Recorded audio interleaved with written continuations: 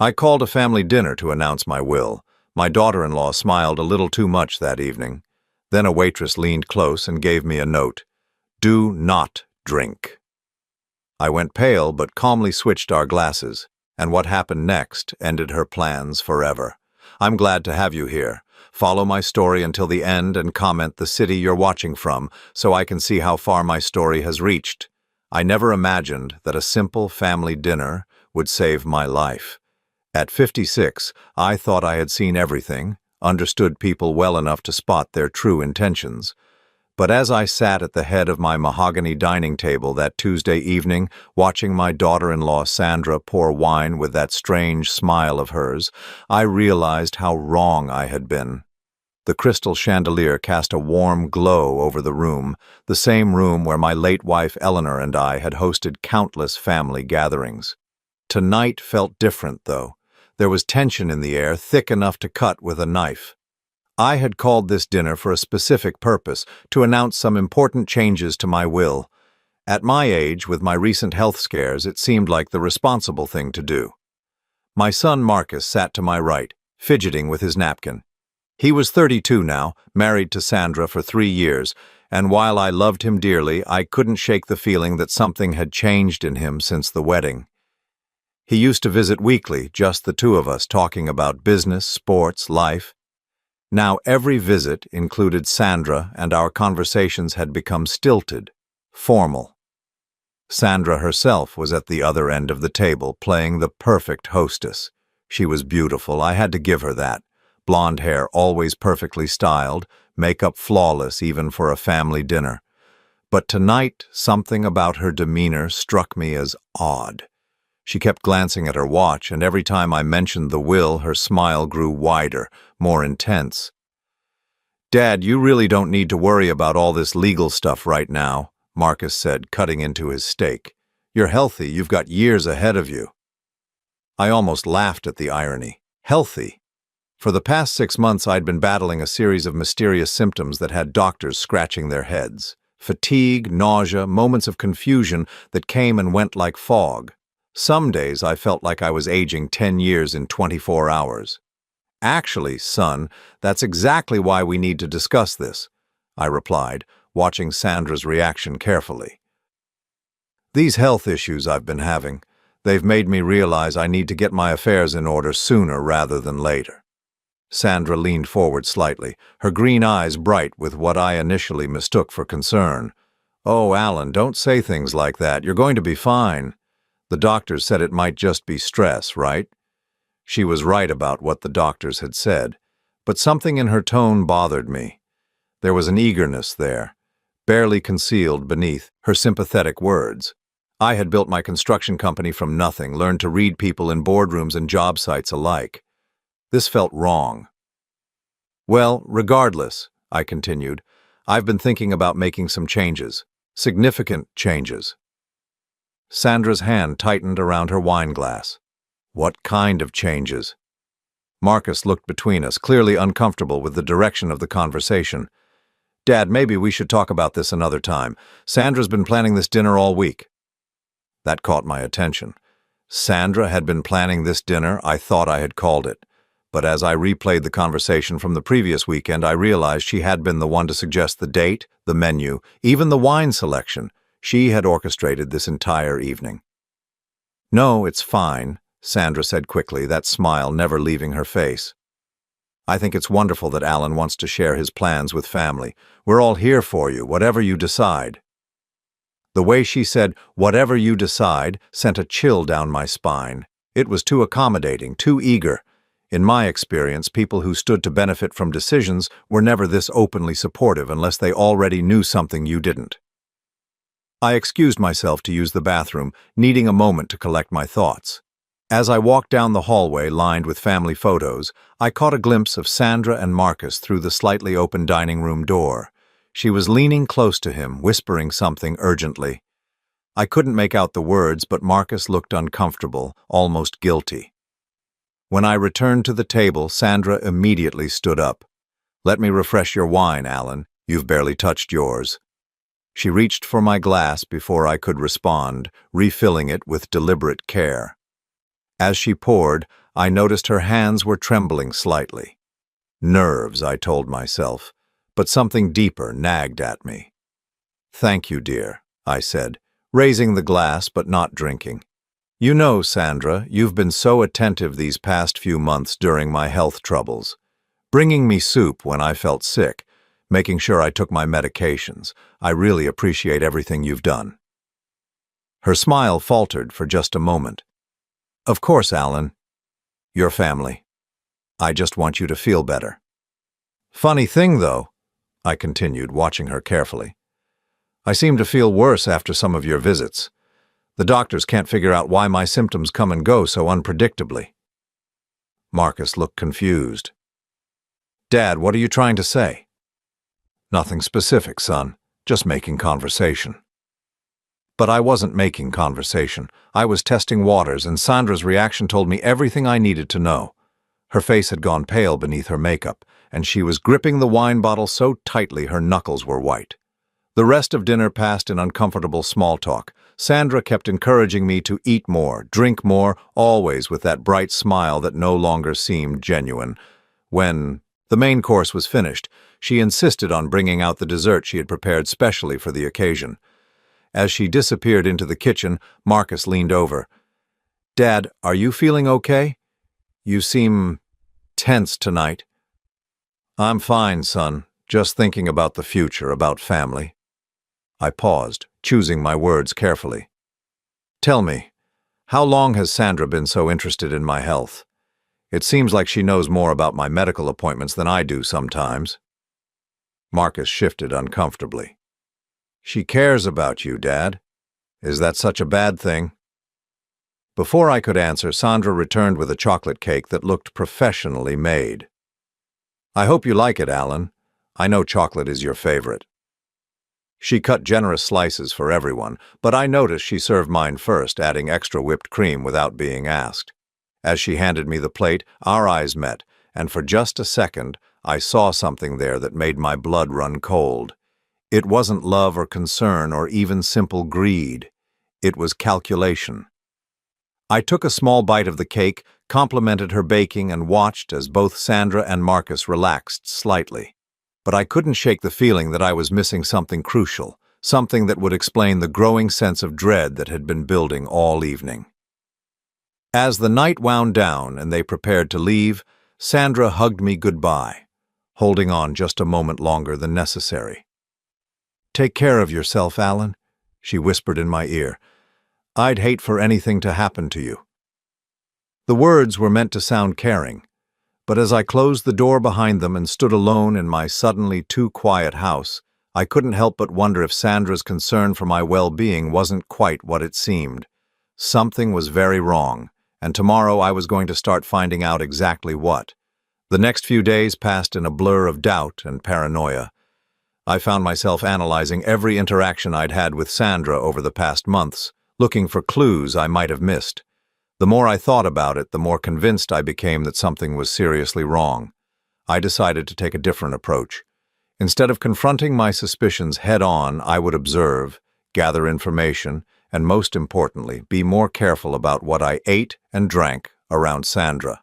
The thought that someone in my own family might be causing my mysterious illness was almost too terrible to contemplate, but I couldn't ignore the evidence anymore. On Friday evening, I called Marcus and suggested we all meet for dinner at Romano's, a family-owned Italian restaurant downtown that Eleanor and I used to frequent. I chose a public place deliberately. If my suspicions were correct, Sandra might be less likely to try anything with witnesses around. "Dad, you don't have to take us out," Marcus protested over the phone. "Sandra was planning to cook this weekend." "I insist," I said firmly. "My treat. Besides, I want to continue our conversation from Tuesday about the will changes. There are some details I'd like to discuss in a more relaxed setting." There was a pause, then Sandra's voice in the background asking what the call was about. I heard Marcus explain, and then Sandra's bright voice saying, "That sounds wonderful. I love Romano's."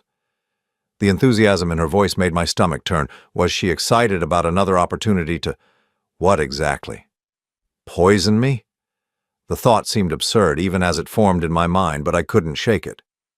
Saturday evening arrived, and I made sure to get to Romano's early. I wanted to choose our table, somewhere with good visibility and near the kitchen where the staff would be frequently passing by. Old habits from my construction days: always survey the site before the important meetings. Marcus and Sandra arrived 20 minutes later. Sandra looked stunning as usual, wearing a black dress that probably cost more than most people's monthly salary. She hugged me warmly, and I found myself tensing at her touch. "You look tired, Alan," she said, studying my face with what appeared to be genuine concern. "Have you been sleeping well?" "About as well as can be expected," I replied carefully. "The symptoms come and go." We were seated at a corner table with burgundy leather banquettes. The restaurant was busy, filled with the comfortable chatter of families and couples enjoying their weekend evening. Our waitress was a young woman named Maria, who couldn't have been more than 25, with dark hair pulled back in a ponytail and tired eyes that suggested she was working her way through college. As we perused the menus, Sandra kept steering the conversation back to my health and my legal affairs. "So, Alan, you mentioned making changes to your will. Have you spoken with your lawyer yet?" "I have an appointment with Harold next week," I said, referring to Harold Brennan, who had been handling my legal affairs for over 15 years. "Just want to make sure everything is in order." Sandra nodded approvingly. "That's very responsible of you. Estate planning is so important, especially when someone's health is unpredictable." The way she said unpredictable bothered me. It was too casual, too knowing. When Maria came to take our drink orders, Sandra was quick to speak up. "Alan, you should try their house wine. It's supposed to be excellent." "Actually, I think I'll stick with water tonight," I said. "The medications I'm taking don't mix well with alcohol." Sandra's smile tightened almost imperceptibly. "Of course. You have to be careful." Marcus ordered a beer. Sandra chose a glass of the house red wine, and I asked for sparkling water with lemon. When Maria returned with our drinks, I noticed she seemed nervous, glancing frequently at our table even when she was serving other customers. During dinner, Sandra continued to be overly attentive, insisting I try her appetizer, offering to share her entree, constantly asking if I needed anything. Her behavior was starting to feel suffocating rather than caring. "You know what?" I said suddenly. "I think I will have a glass of wine after all, just a small one." Sandra's face lit up. "Wonderful." "Maria," she called to our waitress, "could we get another glass of the house red for my father-in-law?" Maria nodded and headed toward the bar. I watched Sandra's reactions carefully, noting how she seemed more relaxed now that I had agreed to the alcohol. When Maria returned with my wine, she set it down with slightly shaking hands. "Thank you," I said, lifting the glass. But as I brought it toward my lips, something extraordinary happened. Maria, who was clearing away our appetizer plates, leaned close to me and whispered so quietly I almost missed it. "Excuse me, sir." Then even more quietly, "Check your pocket." I froze, the wine glass halfway to my mouth. Maria had slipped something into my jacket pocket so smoothly I barely felt it. She continued clearing the table as if nothing had happened, but I caught her eye for just a moment. She gave me the smallest, almost imperceptible nod. My hand trembled slightly as I set the wine glass back down without drinking. "Actually, I think I should stick with water after all. This medication really doesn't mix well with alcohol." Sandra's expression flickered with what might have been disappointment. "Are you sure? Just a sip won't hurt." "Better safe than sorry," I said, pushing the glass away from me. The rest of dinner passed in a haze. I made conversation, laughed at appropriate times, but my mind was racing. What had Maria put in my pocket? Why had she done it, and why did I have the sudden, overwhelming instinct to trust this complete stranger over my own daughter-in-law? When we finished eating, I excused myself to use the restroom. In the privacy of the bathroom stall, I reached into my jacket pocket and found a small piece of paper folded several times. With trembling fingers, I unfolded it. The message was written in hurried handwriting. "Do not drink anything she gives you. Meet me behind the restaurant in 10 minutes. Come alone." I stared at the note, my heart pounding so hard I was sure everyone in the restaurant could hear it. This confirmed my worst fears. Someone else had noticed something wrong with Sandra's behavior toward me. But who was this waitress, and how did she know? I flushed the toilet for appearances and returned to the table where Sandra and Marcus were discussing vacation plans for the upcoming summer. "Dad, you should come with us to the Hamptons," Marcus was saying. "The sea air might be good for your health." "We'll see," I said, my mind elsewhere. "I should probably get going soon. I'm feeling a bit tired." Sandra reached over and patted my hand. "Of course, Alan. You need your rest. But please, finish your wine first. You barely touched it." She was pushing the wine again. The note was right. I should not drink anything she gave me. "I really can't," I said firmly. "But thank you for a lovely evening." We paid the bill and said our goodbyes in the parking lot. I hugged Marcus genuinely, but when Sandra embraced me, I found myself wondering if this woman was trying to kill me. After they drove away, I waited 5 minutes, then walked around to the back of the restaurant. Maria was there, smoking a cigarette with shaking hands. When she saw me, she immediately stubbed it out. "Mr. Holloway," she said, "I wasn't sure you'd come." "How do you know my name?" I asked. She looked around nervously, as if making sure we were alone. "Because I know who she is," she said quietly. "Your daughter-in-law. I know what she's been doing to you." My blood turned to ice. "What do you mean?" Maria took a deep breath. "My name is Maria Santos. Sandra is my cousin." The world seemed to tilt on its axis. I gripped the brick wall behind me for support. "Your cousin? She doesn't know I work here. We haven't spoken in years. But I recognized her the moment she walked in with you tonight." Maria's voice was barely above a whisper. "Mr. Holloway, you're in terrible danger." I felt like I was drowning. "Tell me everything you know." Maria glanced around again, then looked directly into my eyes. "Sandra isn't who she says she is. Her real name is Sandra Vega, and she's done this before. The man she was married to before your son, he died suddenly. Natural causes, they said. But the family suspected—" She trailed off, unable to finish the sentence. "Suspected what?" I demanded. "Suspected she poisoned him, but they could never prove it. He was older, had some health issues. It looked like a heart attack brought on by stress and age." My knees felt weak. "Why are you telling me this?" Tears started forming in Maria's eyes. "Because I can't let her do it again. I've been watching her tonight, seeing how she acts around you. It's the same pattern. She gets close to older men with money, makes them dependent on her, then—" She wiped her eyes with the back of her hand. "I couldn't live with myself if I stayed silent." "Do you have any proof?" I asked. Maria shook her head. "Nothing that would hold up in court. But I know Sandra. I grew up with her. She's always been calculating, always looking for the easy way to get what she wants. When I heard she had married again to someone with money—" She shuddered. How long do you think she's been doing this to me?" "Probably months," Maria said. "She's patient. She makes it look gradual, natural. Small doses of something that mimics common health problems in older men. Fatigue, confusion, nausea. Eventually it would look like a heart attack or stroke." I felt sick to my stomach, and not from any poison. My own daughter-in-law had been slowly killing me, and my son had no idea. "What should I do?" I asked. Maria reached into her apron pocket and pulled out a business card. "This is my friend's number.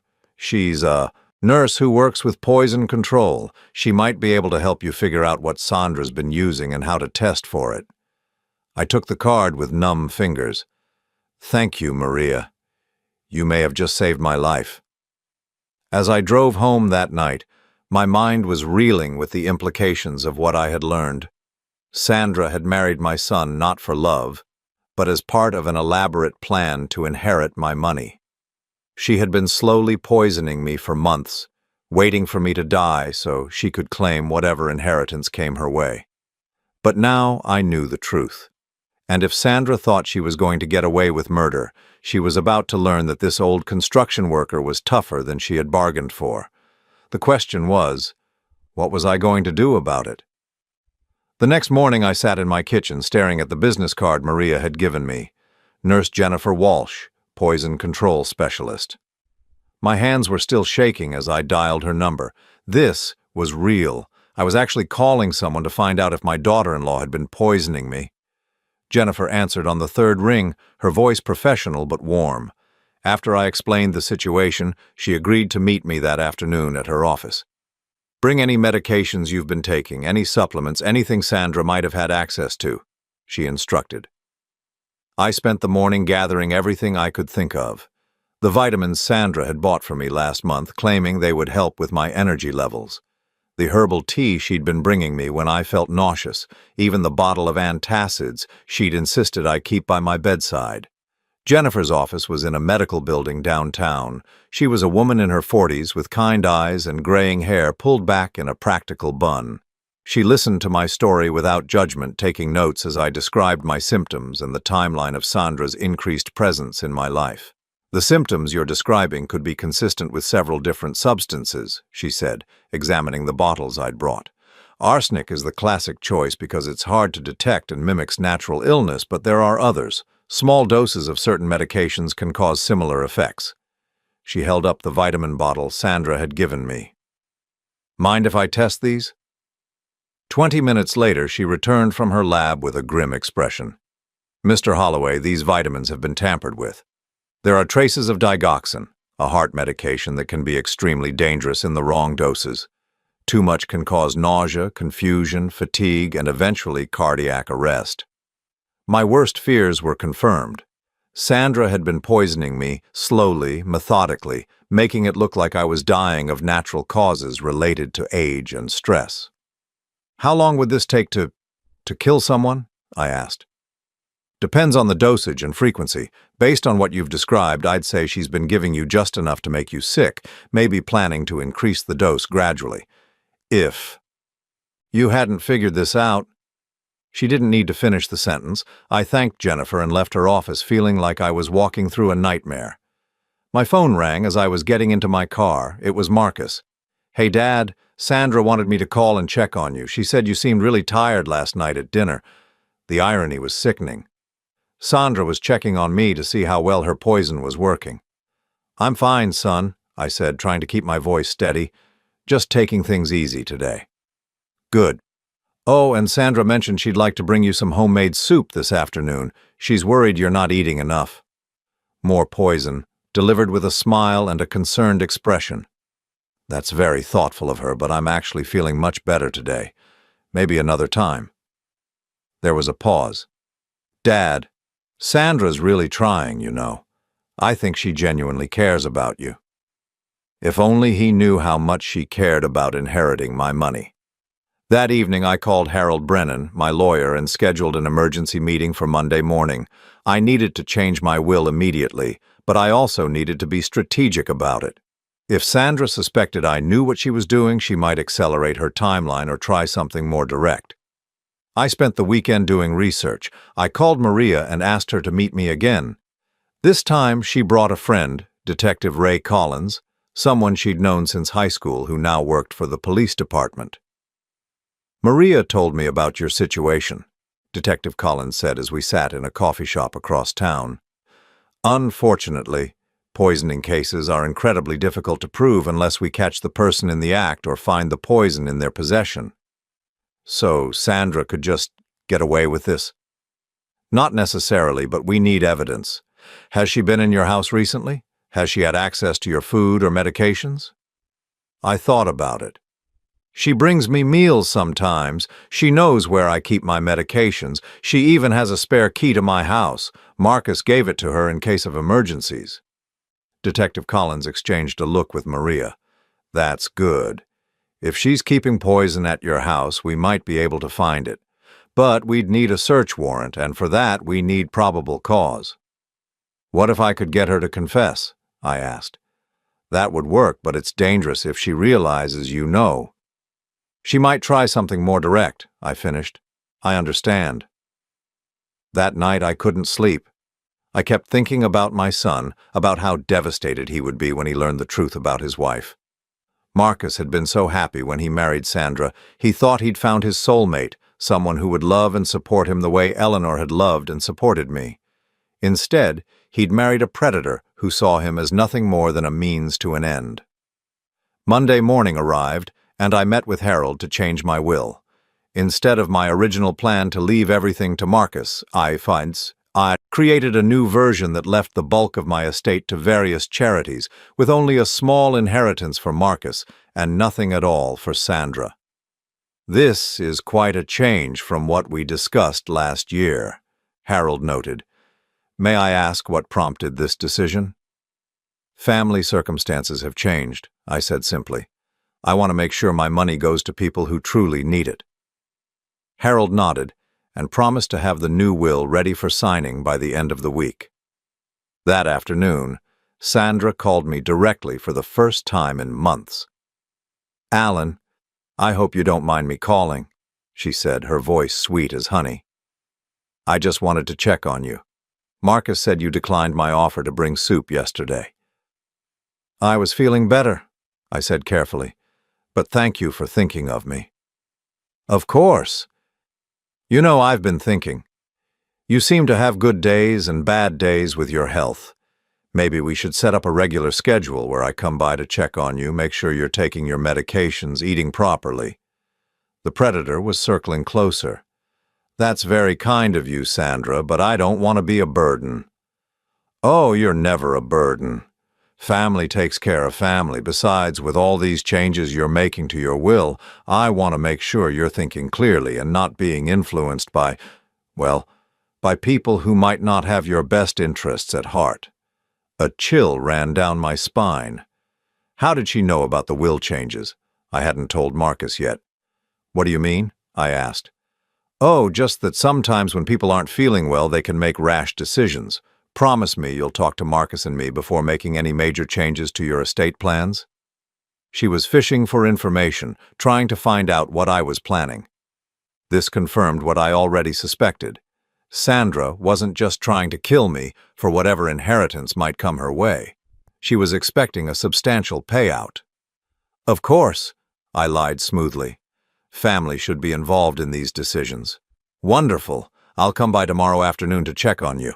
I'll bring some of that herbal tea you like so much." After she hung up, I sat staring at the phone. The herbal tea I liked so much. The same tea that made me feel worse every time I drank it. Sandra was planning to bring me another dose of poison, and she expected me to drink it willingly. But this time, I had a different plan. I called Detective Collins and explained Sandra's visit for the next day. He listened carefully, then outlined a strategy. "We'll have officers positioned nearby," he said. "If you can get her to reveal information about what she's been giving you, we'll have what we need for an arrest warrant." "And if she doesn't confess?"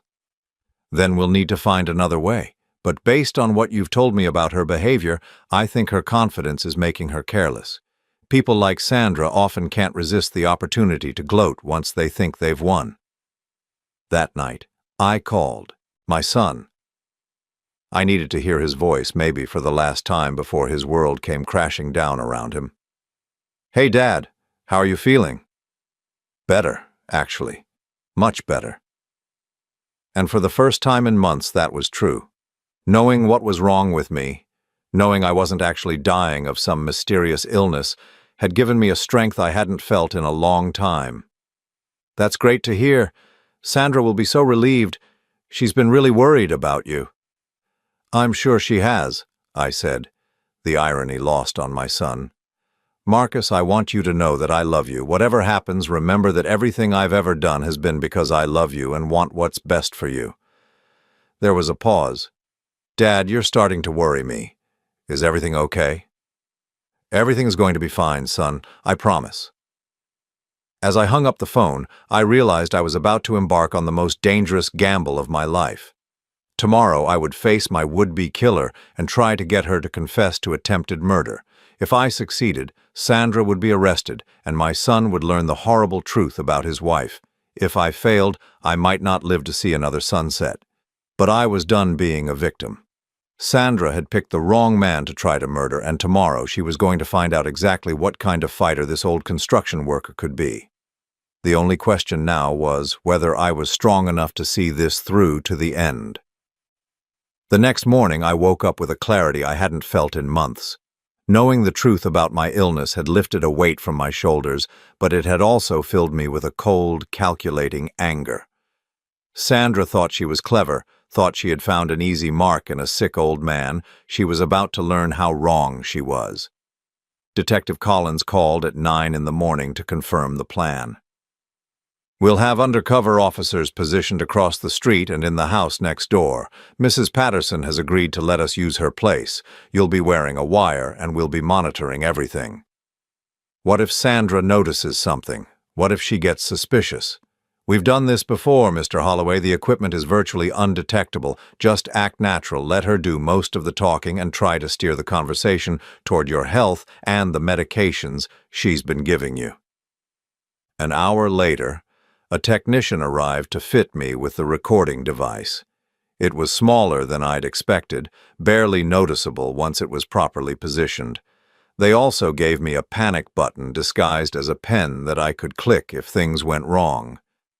"Remember," Detective Collins said as they finished the setup, "we need her to admit to giving you substances that weren't prescribed by your doctor. If she confesses to adding anything to your food or medications, we'll have enough for an arrest." Sandra arrived at exactly 2 o'clock, punctual as always. She was carrying a shopping bag and wearing that bright smile that I now recognized as completely artificial. "Alan, you look so much better today," she said, kissing my cheek as she came inside. "I brought some groceries and that special tea I mentioned." "You're too kind, Sandra. You really don't need to go to all this trouble." "Nonsense, it's my pleasure. Besides, I know how much this tea helps with your stomach problems." She bustled into the kitchen, and I followed, watching as she unpacked her bag. Along with the herbal tea, she had brought some crackers, soup, and a bottle of what looked like some kind of health tonic. "What's that?" I asked, pointing to the dark bottle. "Oh, this is wonderful." Sandra's eyes lit up. "It's a natural energy supplement. I've been researching remedies for fatigue, and this came highly recommended. All natural ingredients, completely safe." "I'll bet," I thought grimly. "That's very thoughtful of you." Sandra began preparing the tea, humming softly to herself. She seemed completely at ease, confident in her routine. As the water boiled, she chatted about Marcus, about his work, about plans they were making for the future. "You know, Alan, Marcus and I have been talking about maybe starting a family soon," she said casually. "Of course, we want to make sure we're financially stable first. It's so expensive to raise children these days." "I'm sure you'll figure it out," I said, wondering if she was planning to use my inheritance to fund her family plans. "Well, we're hoping we won't have to worry about money too much longer," she said with a meaningful look. "Marcus will inherit your construction company eventually, and of course there's your life insurance and savings." There it was, the first hint of her true motivations. "You and Marcus have discussed my financial situation?" Sandra blushed prettily, as if embarrassed by her own candor. "Oh, not in detail. It's just that Marcus worries about taking care of me if anything happened to him, and naturally he assumes that if something happened to you—" She trailed off, looking appropriately sad at the thought. "Of course," I said. "It's natural for a young couple to think about these things." The tea kettle whistled, and Sandra poured the hot water over the tea bag she'd placed in my favorite mug. I watched carefully as she prepared it, looking for any additional substances she might add. She stirred in honey and a squeeze of lemon, just the way I liked it. "There you go," she said, handing me the steaming mug. "This should help you feel better." I took the mug but didn't drink immediately. "Sandra, can I ask you something?" "Of course." "You've been so attentive to my health lately, bringing me vitamins, checking on my medications, making sure I eat properly. It means a lot, but I have to wonder, where did you learn so much about caring for someone with health problems?" Sandra's smile didn't waver, but something flickered in her eyes. "Oh, I've always been interested in natural health remedies. My grandmother was very knowledgeable about herbs and traditional medicines." "Is that where you learned about the vitamins you brought me?" The ones that are supposed to help with energy? Exactly. Grandmother always said that modern medicine only treats symptoms, but natural remedies can heal the whole body. I nodded thoughtfully. You know, it's funny. I've been taking those vitamins for weeks now, but I haven't noticed much improvement. If anything, I sometimes feel worse after taking them. Sandra's hand tightened slightly around her own teacup. Well, natural remedies can take time to work, and sometimes people feel a bit worse before they feel better. It's called a healing crisis. A healing crisis? I repeated. I've never heard that term before. Oh yes, it's very common. When the body starts detoxifying, it can cause temporary symptoms, nausea, fatigue, confusion, but it means the treatment is working. I almost laughed at the audacity of it. She was describing the effects of the poison she'd been giving me and calling it a healing crisis. That's fascinating, I said. You seem to know so much about this. Have you studied it formally, or is it just a hobby? Just a personal interest, Sandra said quickly. I like to research things thoroughly before I recommend them to people I care about. I lifted the tea mug to my lips, pretending to take a sip while actually just letting the liquid touch my lips. This tea does taste different from what I usually drink. What kind is it exactly? It's a special blend, Sandra said, watching me intently. Chamomile, ginger, and a few other herbs that are good for digestion. I had it specially made at that health food store downtown. Which herbs, exactly? I pressed. I'm curious about what I'm putting in my body, especially with all the medications I'm taking. Sandra waved her hand dismissively. Oh, just natural things. Nothing that would interfere with your prescriptions. I made sure of that. But her casual dismissal only made me more suspicious. If she had really researched interactions with my medications, she would know exactly what herbs were in the tea. Sandra, I said carefully, I have to ask you something, and I hope you won't take it the wrong way. Of course, Alan. What is it? Have you ever added anything to the vitamins or tea you bring me? Anything beyond what's on the label? The question hung in the air between us. Sandra's smile faltered for just a moment, and I saw something cold flash in her eyes before the pleasant mask slipped back into place. What a strange question, she laughed, but the sound was forced. Why would I do something like that? I don't know, I said, still holding the untouched tea. It's just that my symptoms seem to get worse after I take the things you bring me, and I wondered if maybe you were adding some kind of supplement or remedy that might not be agreeing with me. Sandra stood up abruptly, moving to the sink to rinse her empty teacup. With her back to me, she said, Alan, I think you're being a bit paranoid. Maybe that's one of your symptoms. Confusion, suspicion, it's common in people with your condition. My condition? She turned back to face me, and for a moment the mask slipped completely. The sweet, caring expression was gone, replaced by something calculating and cold. Men your age with your health problems, she said slowly. It's natural for the mind to start playing tricks, making you suspicious of people who are trying to help you. There was a threat buried in those words, a subtle suggestion that my mental state was deteriorating. If I died now, Sandra could claim I had been paranoid and confused in my final days, casting doubt on anything I might have said about her. Is that your professional opinion? I asked quietly. Sandra's eyes narrowed slightly. I'm just saying that maybe you should be more grateful for the people who care about you instead of questioning their motives. And what if someone's motives weren't as pure as they seemed? I pushed. What if someone was pretending to care while actually making me sick? The silence stretched between us, heavy with unspoken accusations. Sandra stared at me for a long moment, and I could almost see her calculating, trying to figure out how much I knew. Finally, she smiled again, but this time it was different, sharper, more predatory. That would be terrible, wouldn't it? She said softly. If someone was betraying your trust like that, but who would do such a thing? And more importantly, who would believe such a wild accusation? The threat was clear now. She was telling me that even if I figured out what she was doing, No one would believe me. "I suppose you're right," I said, setting down the still full tea mug. "It does sound pretty far-fetched." Sandra relaxed slightly, thinking she had reasserted control over the situation. "Exactly.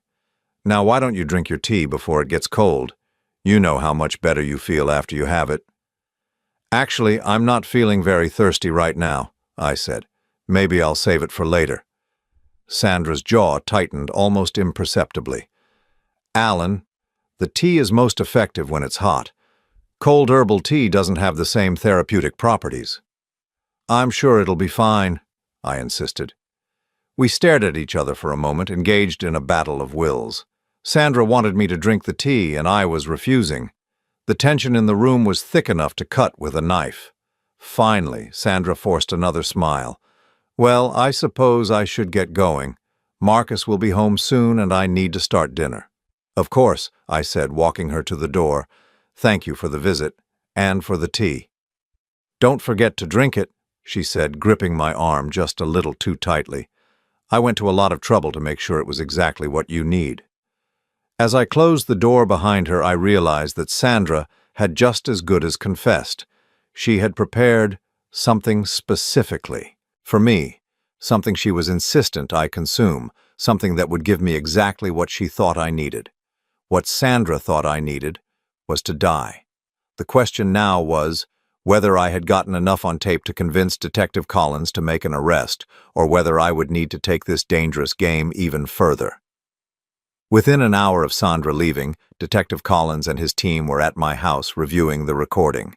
They gathered around a small device in my living room, listening intently to every word that had been exchanged between Sandra and me.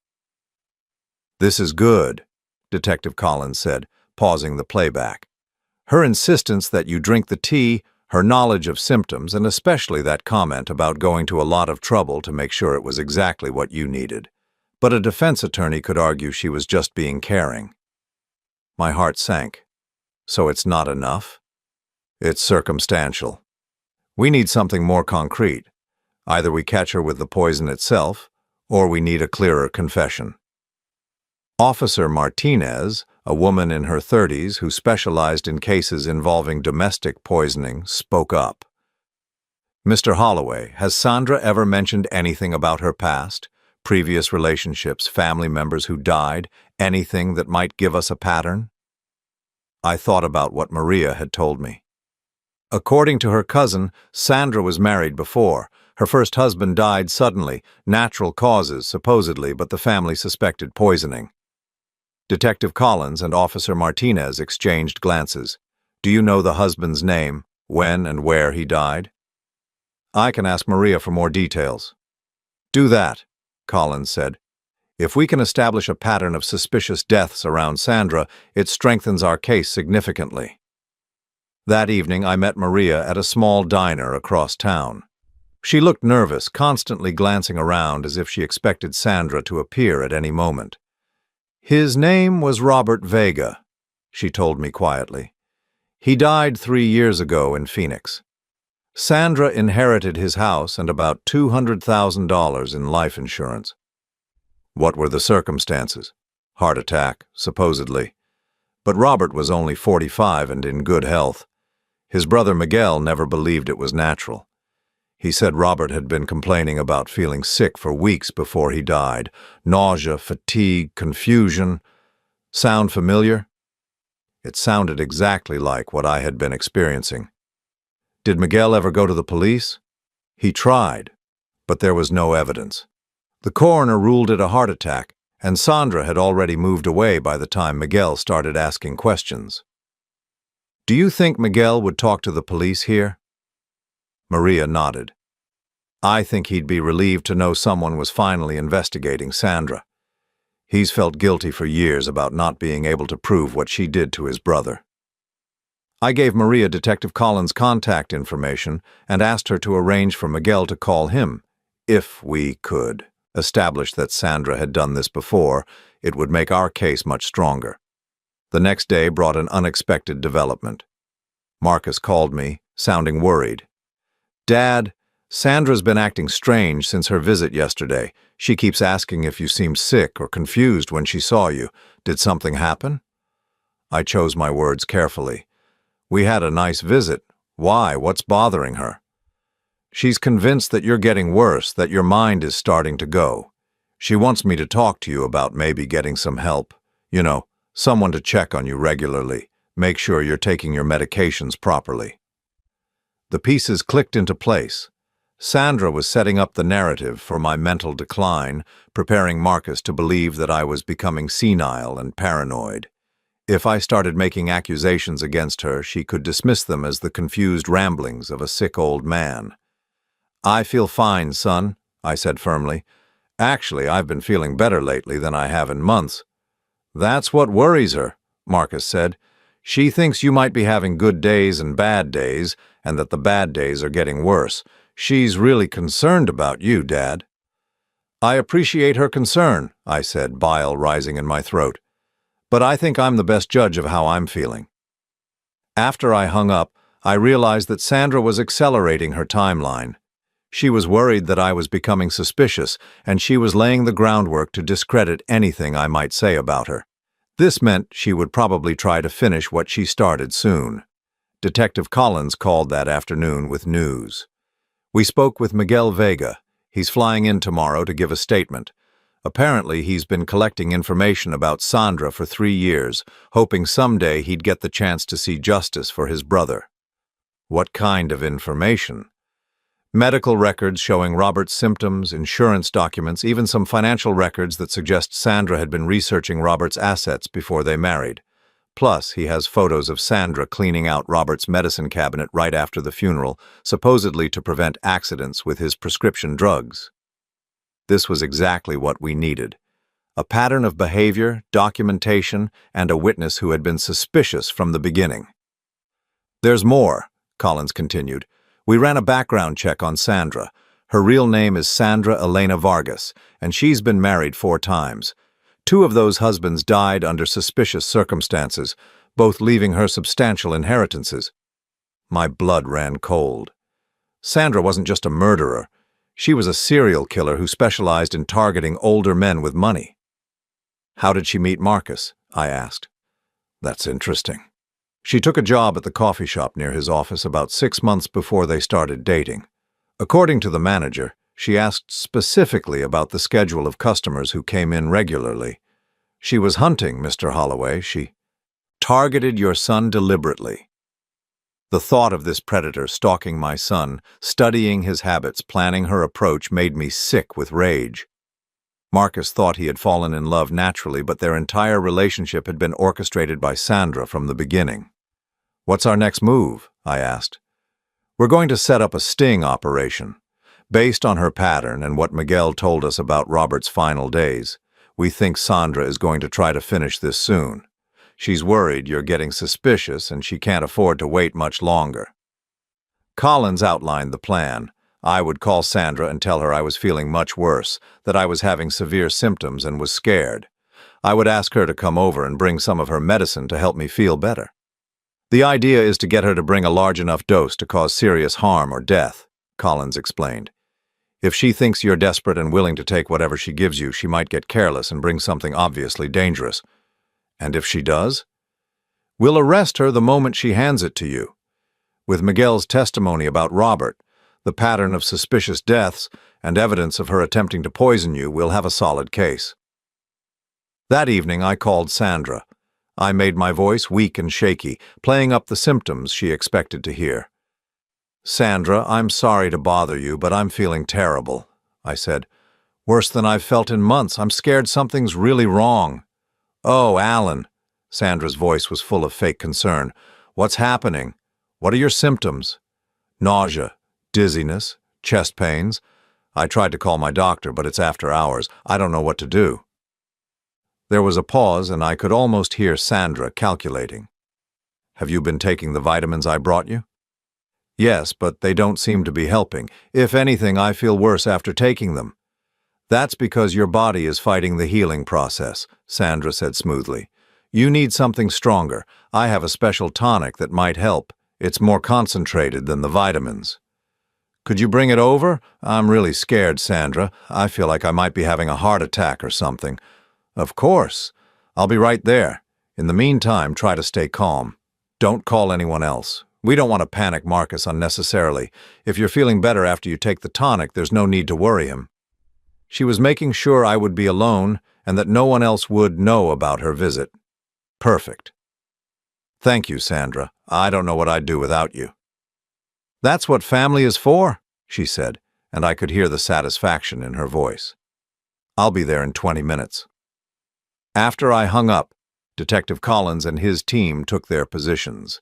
This time, there would be officers actually inside the house, hidden in the basement and upstairs bedroom.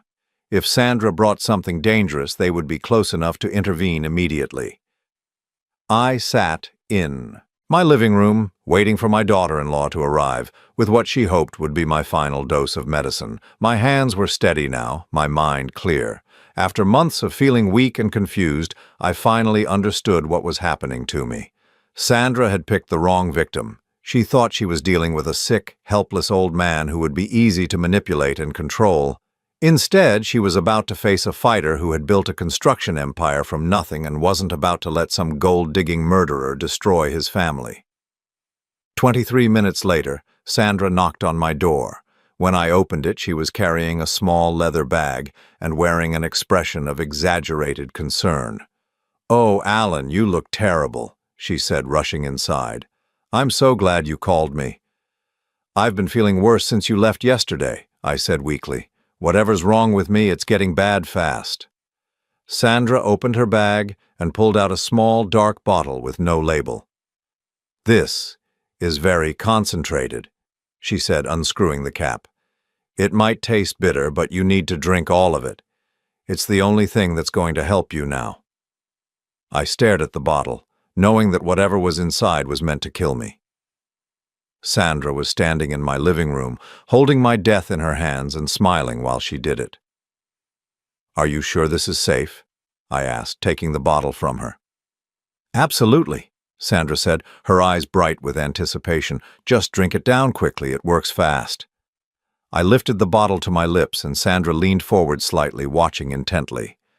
That's when Detective Collins and his team burst through the front and back doors simultaneously.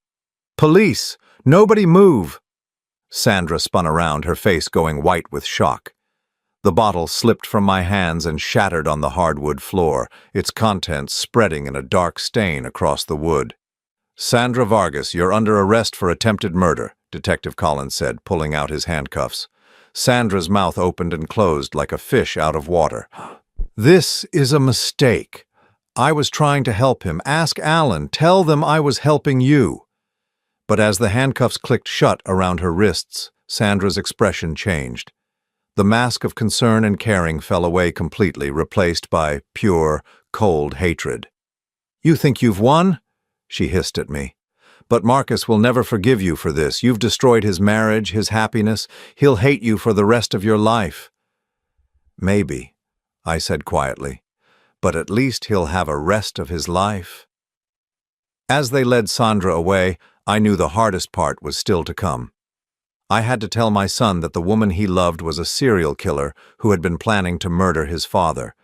But for the first time in months, I felt like I could breathe freely. The poison was out of my system, and the poisoner was in custody.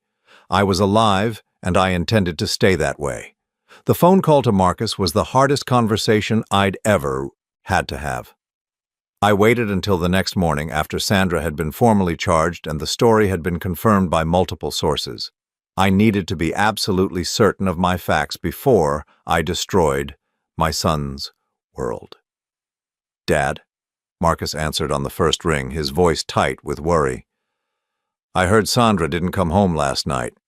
Do you know where she is?" "Son, I need you to come over. We need to talk, and it needs to be in person." "Is it about Sandra? Did something happen to her?" "Just come over, Marcus, please." An hour later, Marcus sat across from me in my living room, the same room where Sandra had tried to give me what she intended to be my final dose of poison.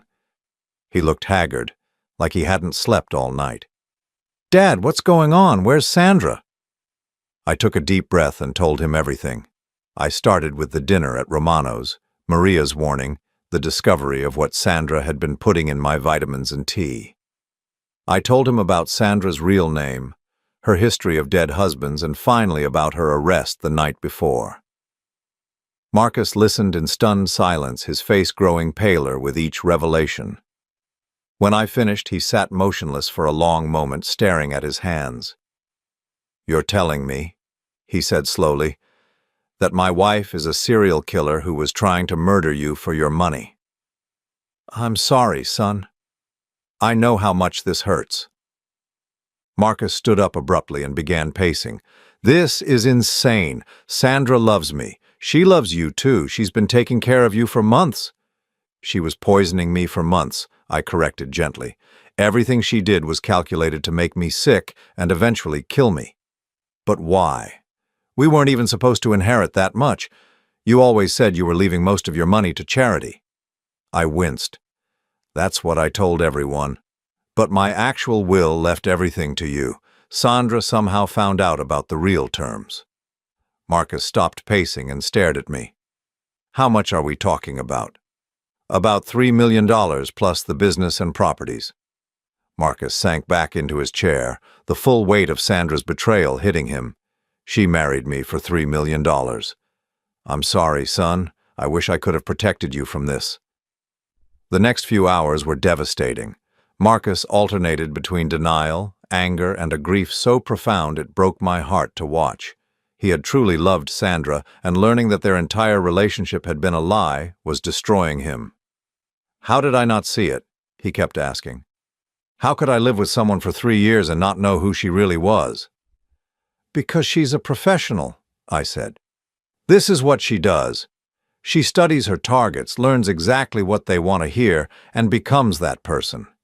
You fell in love with an illusion that she created specifically for you." Detective Collins stopped by that afternoon to update us on the case. The contents of the bottle Sandra had brought me the night before had tested positive for a concentrated mixture of digoxin and several other cardiac medications that would have caused immediate heart failure. "She brought enough to kill 3 people, Collins said grimly. "If you had drunk even half of that bottle, you would have been dead within minutes." Miguel Vega had also provided crucial testimony. He brought medical records showing that Robert had exhibited the exact same symptoms I had been experiencing, following the same timeline and progression. "We've also been in contact with police departments in 2 other cities where Sandra's previous husbands died," Collins continued. "They're reopening those cases based on the evidence we've gathered here." "How many people do you think she's killed?" Marcus asked, his voice hollow. "We may never know for sure," Collins admitted, "but based on her pattern and the financial records we've found, we suspect at least 4 or 5 victims over the past 10 years. The thought that Sandra had been perfecting her method on other families, other sons who had lost their fathers to her greed, made me sick with rage. At least now she would never hurt anyone again. Sandra's trial took place 8 months later. I testified about my symptoms, the vitamins and tea she had given me, and the final night when she had brought the concentrated poison. Miguel testified about his brother Robert's death and Sandra's suspicious behavior afterward. The most damaging testimony came from forensic accountants who had analyzed Sandra's finances. They showed a clear pattern. She would research wealthy men, engineer meetings with them or their children, establish relationships, and then systematically poison them while positioning herself to inherit their assets. She had been married 6 times, not 4 as we initially thought. 2 husbands had divorced her before she could complete her plans, but 4 had died under suspicious circumstances. The insurance payouts and inheritances totaled over $8 million. Sandra showed no remorse throughout the trial. She maintained her innocence, claiming she was a caring woman who had been framed by paranoid men who couldn't accept a strong, independent female in their lives. She even suggested that I had poisoned myself to frame her because I disapproved of my son's marriage. The jury deliberated for less than 3 hours. Sandra Elena Vargas was found guilty of attempted murder, conspiracy to commit murder, and fraud.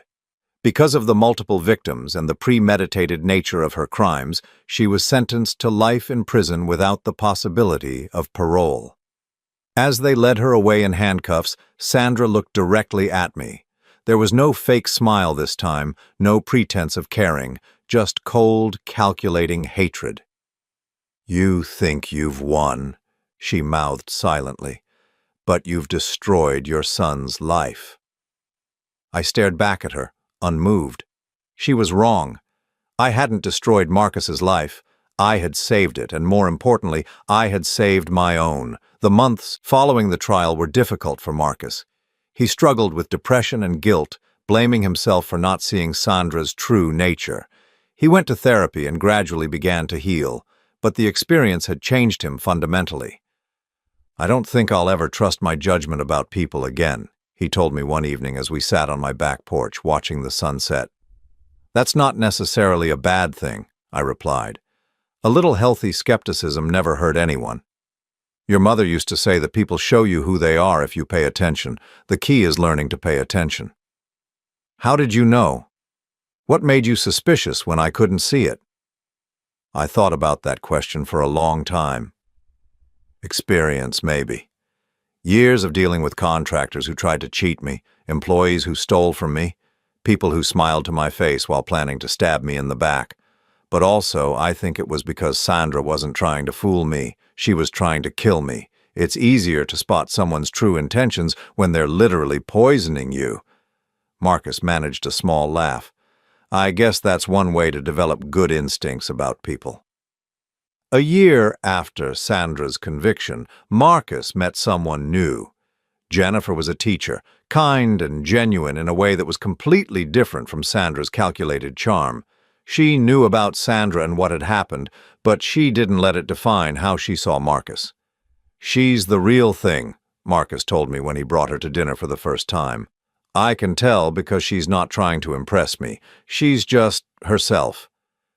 Watching Marcus with Jennifer, seeing him slowly learn to trust again, was one of the most satisfying experiences of my life. Sandra had tried to destroy my family, but in the end, she had only made us stronger. As for me, my health improved dramatically once the poison was out of my system. The mysterious symptoms that had plagued me for months disappeared completely. I had energy again, clarity of thought, and most importantly, peace of mind. I made some changes to my will, real changes this time. I left a substantial sum to Marcus and Jennifer, enough to ensure their financial security without making them wealthy enough to attract another Sandra. The rest went to organizations that supported victims of domestic violence and financial fraud. I also set up a foundation in Eleanor's name to provide legal assistance to families who suspected their loved ones had been murdered but couldn't afford to investigate. If Miguel Vega had been able to hire a private investigator or get legal help when Robert died, Sandra might have been stopped before she got to me. 2 years after Sandra's conviction, I received a letter from a woman in Oregon whose husband had died under suspicious circumstances. She had read about Sandra's case in the news and wondered if there might be a connection. Her husband's symptoms sounded familiar, and his new wife had inherited everything. I forwarded the letter to Detective Collins, who had been promoted to lieutenant. Within 6 months, they had gathered enough evidence to charge the woman with murder. Sandra had taught them her methods, but she had also taught law enforcement how to recognize and investigate this type of crime. That case led to 3 more arrests in different states. Sandra's prosecution had opened the floodgates, giving other families the courage to come forward with their suspicions and the tools to seek justice. On a quiet Tuesday evening, almost exactly 3 years after Sandra first tried to poison me at that family dinner, I sat in my garden reading a letter from Marcus. He and Jennifer had gotten engaged, and they wanted to have the wedding at my house, in the same backyard where Eleanor and I had hosted so many happy gatherings. "I want to start our marriage in a place where love won and evil lost," Marcus had written. "I want Jennifer to see that our family knows how to fight for what matters." As I folded the letter and looked out over the garden Eleanor had planted 20 years ago, I felt a deep sense of satisfaction. Sandra had tried to take everything from me, my life, my son, my legacy. Instead, she had lost everything herself and given me something I hadn't expected. the absolute certainty that I was strong enough to protect the people I loved. The wedding was beautiful. Marcus and Jennifer exchanged vows under the old oak tree where Eleanor and I had once dreamed about watching our grandchildren play. There were no secrets between them, no hidden agendas, just two people who had chosen to build a life together based on truth and trust. During the reception, Detective Collins, now retired, pulled me aside. "You know," he said, "Sandra's conviction led to changes in how we investigate suspicious deaths. There's a whole new protocol now for cases involving older men who die suddenly after marrying younger women. They call it the Vargas Protocol." "Good," I said, watching Marcus dance with his new wife. "Maybe that will save some other family from going through what we went through." As the evening wound down and the last guests departed, I stood alone in my backyard, surrounded by the remnants of the celebration. Fairy lights twinkled in the darkness, and somewhere in the distance I could hear the sound of laughter as Marcus and Jennifer drove away to start their honeymoon. Sandra was in prison, where she would spend the rest of her life. My son was married to a woman who loved him for who he was, not what he might inherit. And I was alive, healthy, and surrounded by the family I had fought so hard to protect. Justice hadn't been swift and it hadn't been easy, but it had been thorough and it had been final. For the first time in years, I slept peacefully through the night, knowing that the people I loved were safe, and that sometimes, when good people refuse to give up, the right side really does win.